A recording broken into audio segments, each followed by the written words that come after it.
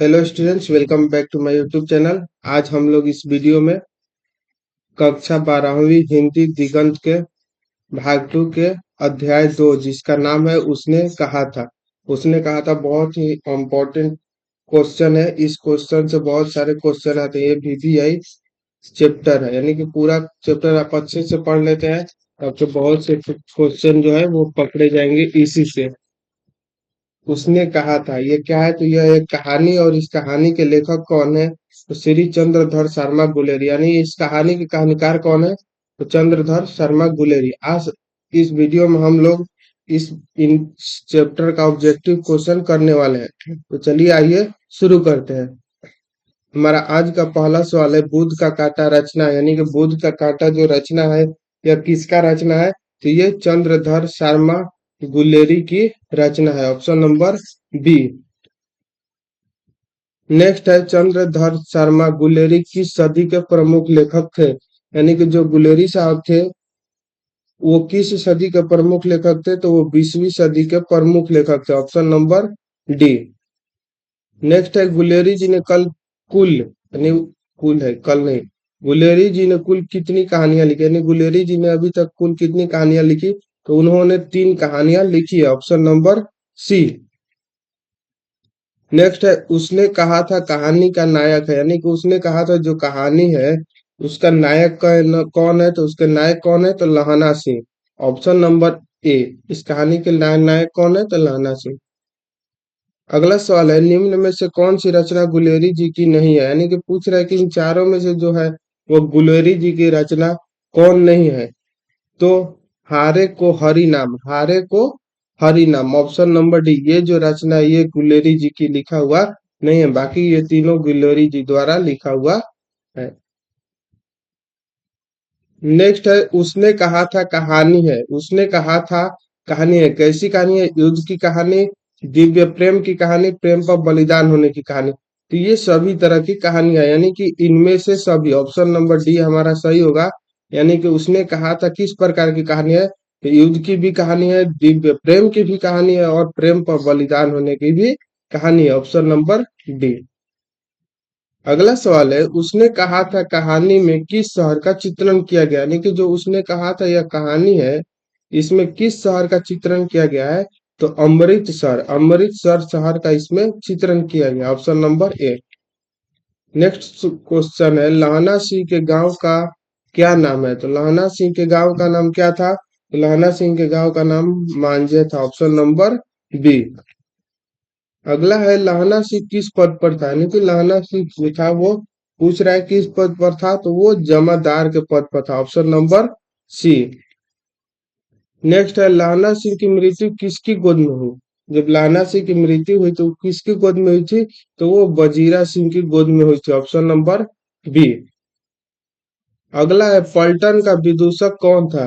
तो पलटन का विदूषक कौन था? तो वजीरा सिंह जो था वो पलटन का विदूषक था। अगला सवाल है, सूबेदार हजारा सिंह के लड़के का नाम था? तो सूबेदार हजारा सिंह के लड़के का नाम क्या था? तो बोधा सिंह नाम था। Option number A. अगला सवाल है, भारतीय सिपाहियों का किसके साथ संघर्ष हुआ था? तो किसके साथ हुआ था? तो जर्मनी के साथ हुआ था। किसके साथ? जर्मनी के साथ। Option number D. यानी भारतीय सिपाहियों का संघर्ष हुआ था तो किसके साथ हुआ था? तो जर्मनी के साथ। जर्मन लेफ्टन को किसने मार गिराया? यानी कि जर्मन लेफ्टन जो था उसको किसने मार गिराया था? तो उसको लाना सिंह ने मार गिराया। Option number C. अगला है, सिख राइफल्स के जमादार लाना सिंह का नंबर क्या था? यानी सिख राइफल्स जमादार जो लाना सिंह थे उनके राइफल का नंबर क्या था? तो उसका नंबर कितना था? उसका नंबर 77 था। कितना? 77। Option number A. अगला है, सरकार ने सूबेदार को जमीन कहाँ दी? यानी सरकार ने सूबेदार को जमीन दी थी, वो कहाँ दी थी? तो वो लोयलपुर में दी थी। Option number D. वो जमीन कहाँ दी थी? लोयलपुर में। अगला सवाल है, गुलेरी जी का जन्म हुआ था? तो गुलेरी जी का पूछ रहे जन्म हुआ था तो उनका जन्म कहाँ हुआ था? तो वो जयपुर राजस्थान में हुआ था। कहाँ? Jaipur Rajasthan. Option number B. Next question है सुखमय जीवन किसकी रचना है? तो सुखमय जीवन ये चंद्रधर शर्मा गुलेरी जी की रचना, ऑप्शन नंबर ए, यह एक कहानी है। अगला है उसने कहा था कहानी कब प्रकाशित हुई? तो उसने कहा था कहानी कब प्रकाशित हुई थी? तो 1915 में हुई थी, ऑप्शन नंबर सी। कब हुआ था? 1915 में। नेक्स्ट है कछुआ धर्म किसकी कृति है? तो कछुआ धर्म किसकी कृति है? तो यह गुलेरी यानी कि चंद्रधर शर्मा गुलेरी जी की कृति है, ऑप्शन नंबर डी। आप जल्दी जल्दी इसको रिवाइज करते चलिएगा। पुरानी हिंदी रचना है, तो पुरानी हिंदी रचना भी किसका है? तो ये चंद्रधर शर्मा गुलेरी का है, ऑप्शन नंबर डी। नेक्स्ट है कौन सा निबंध गुलेरी रचित नहीं है? यानी कि इन चारों में से कौन सा जो निबंध है वो गुलेरी रचित नहीं है? तो मजदूरी और प्रेम, मजदूरी और प्रेम जो है वो गुलेरी जी का लिखा हुआ नहीं है, ऑप्शन नंबर बी।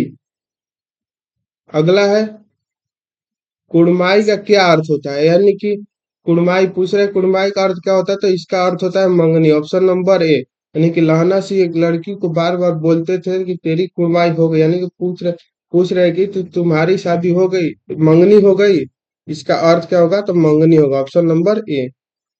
नेक्स्ट है बोधा कौन था? उस समय पूछा था, उस समय क्या पूछा था? सूबेदार हजारा सिंह के बेटे का नाम क्या था? तो बोधा था। यहाँ पर पूछ रहा है बोधा कौन था? तो सूबेदार हजारा सिंह का बेटा कौन था? तो बोधा था, ऑप्शन नंबर डी। नेक्स्ट है लाहना सिंह के मामा कहाँ के रहने वाले थे? यानी कि जो लाहना सिंह के मामा थे वो कहाँ के रहने वाले थे? अमृतसर के रहने वाले थे, ऑप्शन नंबर बी। और किस शहर का चित्रण किया गया है इस कहानी में? अमृतसर का। अगला सवाल है कौन सी कहानी चंद्रधर शर्मा गुलेरी की लिखी हुई नहीं है? इन चारों कहानी में से कौन सा कहानी उनका लिखा हुआ नहीं है? तो सुखमय जीवन चंद्रधर शर्मा गुलेरी लिखे थे। बुध का काटा ये भी गुलेरी जी का लिखा हुआ है। उसने कहा था ये भी गुलेरी जी। ये तीन कहानियां गुलेरी जी ने कुल कितनी कहानियां लिखा था? तीन। कौन कौन? सुखमय जीवन, बुध का काटा और उसने कहा था। कफन जो है ये गुलेरी जी का लिखा हुआ नहीं है, इसीलिए यही ऑप्शन सही होगा, ऑप्शन नंबर डी। और कॉफन कौन लिखा था ये आप लोग कमेंट करके बताइएगा। नेक्स्ट क्वेश्चन है गुलेरी जी किस गांव के मूल निवासी थे? तो वो गुलेर गांव के मूल निवासी थे, ऑप्शन नंबर बी। गुलेरी जी गुलेर गांव के मूल निवासी थे। अगला सवाल है उसने कहा था कहानी के कहानीकार कौन है? ये तो सबको मालूम होगा कि इसके कहानीकार कौन है। तो Chandradhar Sharma Guleri, option number C. अगला सवाल है चंद्रधर शर्मा गुलेरी, चंद्रधर शर्मा गुलेरी किस युग के कहानीकार है? तो वो किस युग के कहानीकार है? तो वो द्विवेदी द्विवेदी युग के कहानीकार है, ऑप्शन नंबर ए। अगला सवाल है उसने कहा था कहानी कितने भागों में विभक्त है? तो कितने भागों में? 5 भागों में यह कहानी विभक्त किया गया, ऑप्शन नंबर डी। अगला है चंद्रधर शर्मा गुलेरी का जन्म हुआ था, तो उनका जन्म कब हुआ था? तो 7 जुलाई 1882 यानी 7 जुलाई 1882 को उनका जन्म हुआ था, ऑप्शन नंबर ए। लाहना सिंह किस कहानी का पात्र है? यानी कि पूछ रहा है लाहना सिंह किस कहानी का पात्र है? तो यह उसने कहा था कहानी का पात्र है, ऑप्शन नंबर डी। अगला है उसने कहा था किस प्रकार की कहानी है? तो उसने कहा था यह कैसी कहानी है? तो यह एक कर्म प्रधान है कहानी। कैसी कहानी है? तो कर्म प्रधान, ऑप्शन नंबर बी। अगला सवाल है पुरानी हिंदी रचना किसकी है? तो पुरानी हिंदी रचना जो है किसका है? तो यह गुलेरी जी का लिखा हुआ है, चंद्रधर शर्मा गुलेरी का लिखा हुआ यह है, ऑप्शन नंबर सी। अगला है किरत सिंह कौन था? तो किरत सिंह कौन था? तो लहना सिंह का भतीजा, लहना सिंह का भतीजा कौन था? तो किरत सिंह, ऑप्शन नंबर बी। बचपन में लहना सिंह की लड़की से बार बार कौन सा प्रश्न करता था? यानी कि जो बचपन में हम बताए ना अभी कि लहना सिंह एक लड़की से बार बार क्या बोलते थे? तो वो बोलते थे तेरी कुड़माई हो गई, यानी तेरी मंगनी हो गई, यही बात वो बार बार बोलते थे।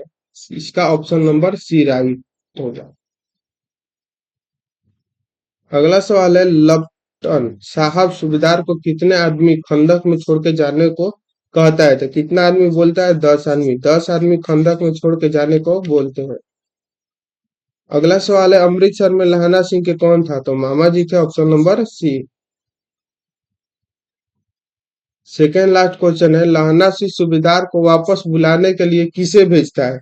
तो वजीरा सिंह को, option number A. Wazira Singh को वापस बुलाने के लिए भेजता है।